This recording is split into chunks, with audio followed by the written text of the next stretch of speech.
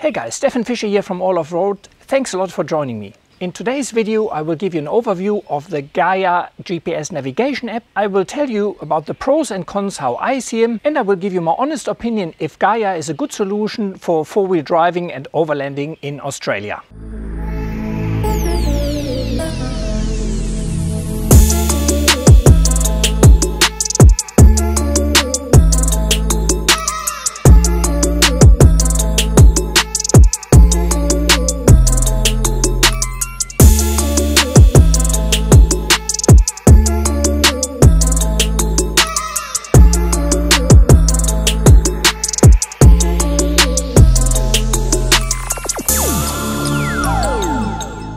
For full disclosure, I have received 1 year Gaia premium subscription for free. I'm also part of the Gaia influencer program, which gives me a small incentive if you purchase Gaia through my link. As always, I have not received any monetary compensation for the review. I have been using digital GPS navigation for the past 6 years exclusively. I have traveled some of the most remote parts in Australia. During my travels I have used many different navigation applications and I reckon I have a pretty good idea what works and what's not. Gaia is a GPS navigation app developed in the United States and is available for iOS and Android devices. There's a limited free version available, but the premium version costs US $37 per year.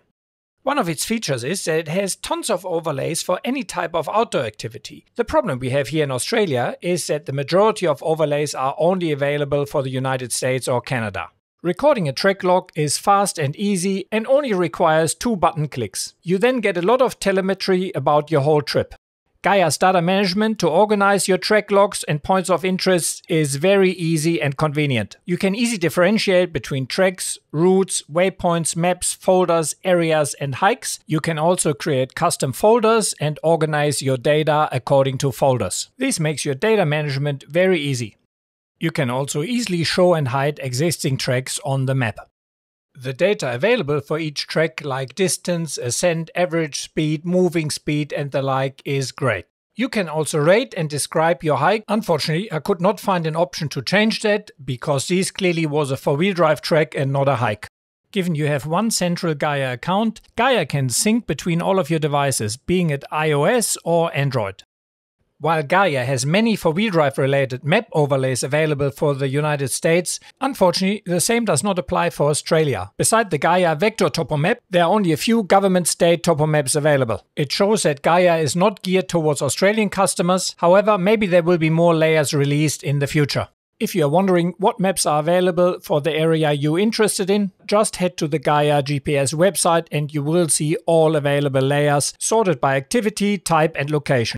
Gaia has a very good online search which lets you differentiate between all hikes, parks, trails and places. However, the real deal breaker for me is that the search function will only work if you have phone reception. As we all know, in a lot of the Australian outback that is just simply not available and it means you have no search functionality. So you could not even search for a particular town and let that show you on the map. One other thing I didn't like is that in your search results you see locations from all over the world. Let's face it, if I'm looking for the French line in South Australia, I do not want to see a French line in Bogota, Colombia or a French line in Canada. I did not find any way to limit the search to Australia. Here's another example of that when searching for the iconic Billy Goat Bluff trek in the Victorian High Country. The search has many suggestions all over the world, but not our Australian Billy Goat Bluff. When using the search functionality online, Gaia also crashed on me quite a few times. Let's talk about the Australian map qualities and contrasts. While in the US you have overlays available for many different national parks and areas, these does not exist in Australia. The only useful Australian map sources I found was the base Gaia Topo Map and some Australian government state topo maps, but unfortunately not for every state. However, some of them were only available in the premium version. There also is an outdoor and landscape layer, but that only gives you contour shading of the landscape. The satellite topo layer is great, but again that only works if you have phone reception. Overall, I'm not very impressed with the Gaia Topo base map, which is based on the OpenStreetMap project. I found that when zoomed out, it does not show most of the smaller treks, roads and townships, and that makes it quite difficult to orientate yourself where you are. Road, street and track names are also often only available if you zoom in very closely. When you zoom in to read a track name, unfortunately with every zoom, the size of the track name does reduce, so you constantly chase your own tail there. I find the contrast and readability of the base topo map very poor. It is not something I would be happy with, as especially on a smaller mobile device like an iPhone or even an iPad, it is nearly unusable in my opinion. This is nothing against the actual Gaia application, but it's directed towards the non-existing map layers for Australia. Given that Gaia is located in the US and Australia is such a small market, I can't see this changing in the near future. Let me show you a little comparison between Gaia and the Gaia topo maps and what I found to be the best maps for Australia, Explorer-OZ EO topo maps. This is Gaia around the Gooks Track and Lake Gooks. And as you can see here, on these zoom levels you hardly have any information and very few track names. You have to zoom in a lot to get some extra information and the track names. The weak pastel colors and poor contrast between the landscape and the tracks and roads makes it very difficult to get a good overview. If we switch now to Explorer-OZ, while it may not look as pretty, it is very distinct. Explorer-OZ provides a far better contrast, better overview, it has a lot of points of interest and gives you overall far more information up to the heights of the different sandhills. In my personal opinion, and I do understand that other people may see that different, but I much rather use the Explorer-OZ map, which has a very clear contrast and a lot more additional information. In comparison to every other GPS mapping software in this review, Gaia is the only software where you cannot download maps statewide or countrywide. This is Gaia installed on a fresh iPad with all internet connection disabled, and you can see how the map looks here, and that it has pretty much zero detail.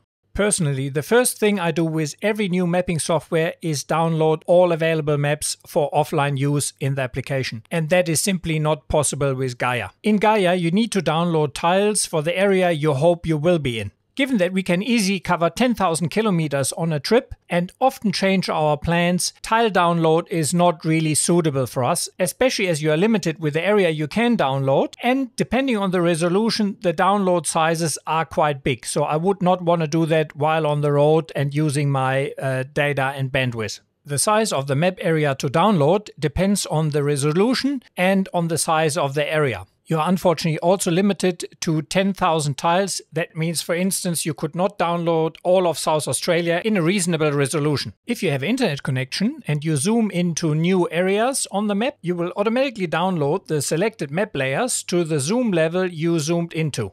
If you're on the move and you happen to have an internet connection, you need to watch your bandwidth. One thing I really like with Gaia is the website companion app. Here I can see all overlays, maps and tracks on my 30-inch screen, which makes route planning easy. You can also see other people's public tracks, like here in the Flinders Ranges, and get all the information and telemetry. Let me quickly show you how easy it is to create a route in the Gaia web app. All your waypoints snap to the closest track, which makes it very easy to create accurate routes with very few waypoints. The poor contrast of the Gaia topo maps is still an issue, but on a 30-inch screen it is much easier to deal with than on a small mobile device. And while I not often create routes beforehand, if I do, I will do that in Gaia and then export it into my most favorite mapping app, which I use on the road.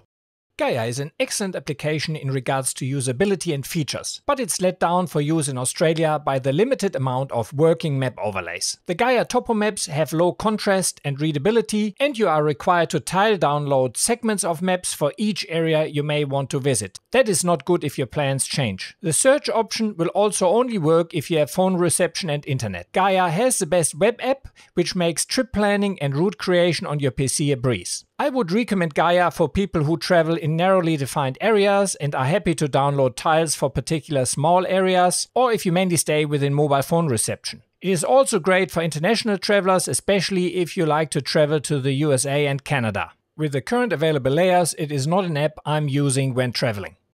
Thanks a lot for watching, guys. I hope you got something out of it. Please keep in mind, my YouTube channel is completely self-funded. I don't do any paid advertising. I don't do any paid promotions. So if you can, like, share, subscribe. And if you can afford it, maybe head over to Patreon, become one of my Patreon supporters and shout me a cup of coffee or two per month. Thank you very much. hope to see you along the tracks.